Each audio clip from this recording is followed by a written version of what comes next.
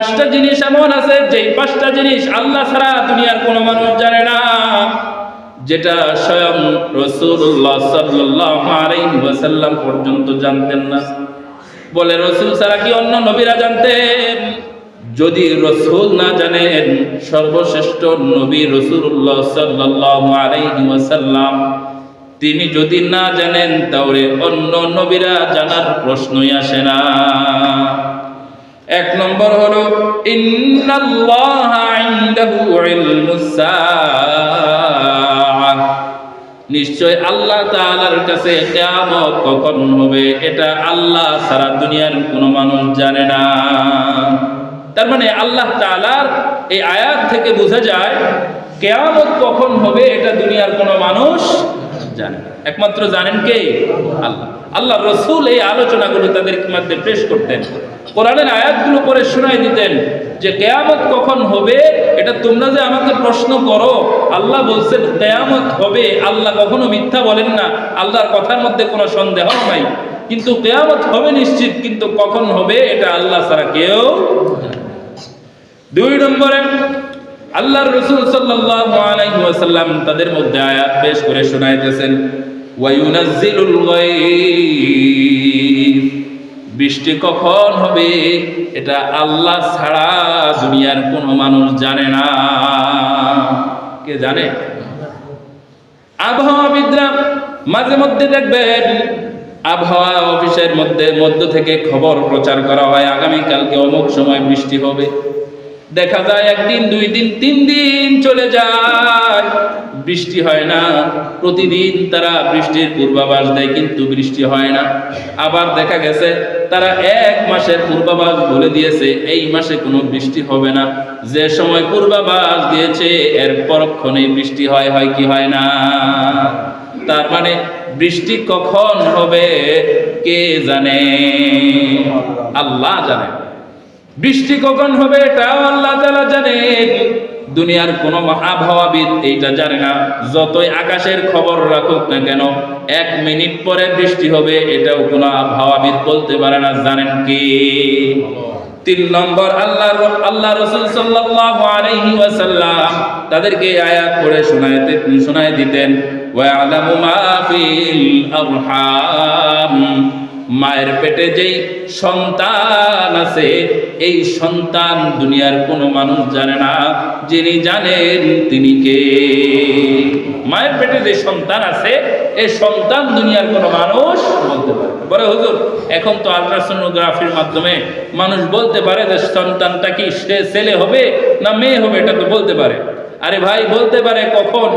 যখন 5 মাস 6 মাস অতিবাহিত হয়ে যায়, অতিবাহিত হয়ে যাওয়ার পরে যখন আল্লাহ তাআলা সন্তানটার নড়াচড়া, সন্তানটার কিলগুতা যখন মা খায়, যখন নড়াচড়া অনুভূত হয়, সন্তানটার ভিতরে যখন আল্লাহ তাআলা প্রাণ ফুঁকে দেন, তখন প্রাণ যখন দিয়ে দেন 5, 6 মাস 7 মাস পরে ওই আল্ট্রাসোনোগ্রাফির মাধ্যমে এটা ধরা পড়ে। কখনো কখনো এটা ভুল হয়, ঠিক হয় কি হয় না?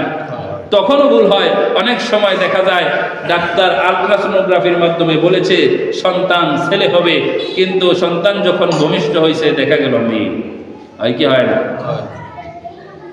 আল্লাহ তাআলা বলেন এই যে সন্তান আমি তোমাদের ভিতরে দিলাম, মায়ের পেটে যে সন্তান দিলাম, এই সন্তান কি হবে যখন প্রথম মাস চলে, কথার কথা প্রথম মাস, দ্বিতীয় মাস, তৃতীয় মাস, চতুর্থ মাস, এমন কোন মেশিন পৃথিবীতে আবিষ্কার হয় নাই যে মেশিন বলবে এই সন্তানটা ছেলে অথবা মেয়ে। কি আবিষ্কার হয়েছে?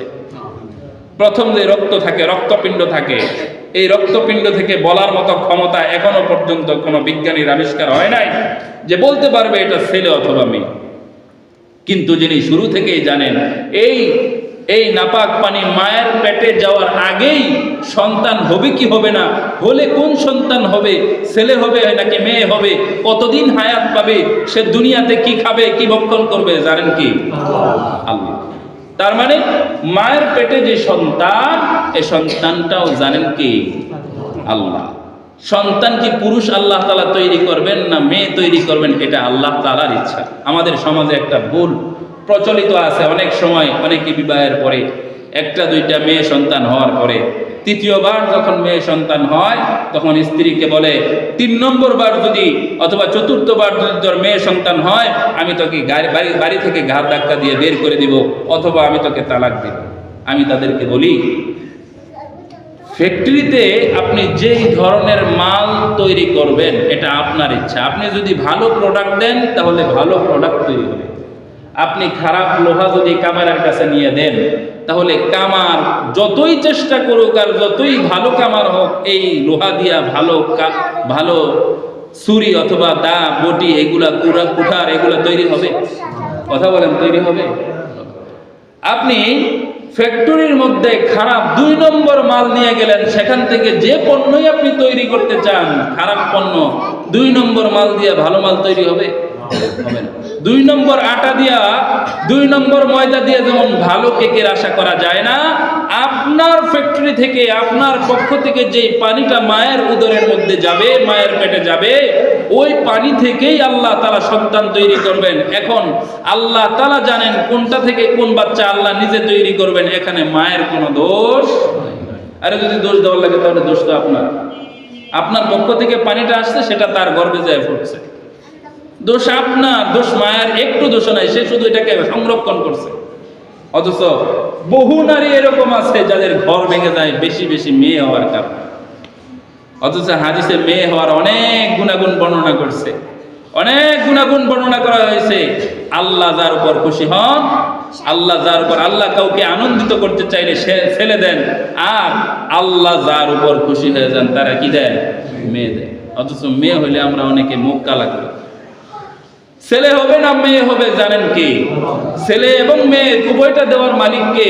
আল্লাহ যারে চান ছেলে দেন। কোরআনের মধ্যে আছে আল্লাহ যারে চান ছেলে দেন, যারে চান কি দেন? মেয়ে দেন।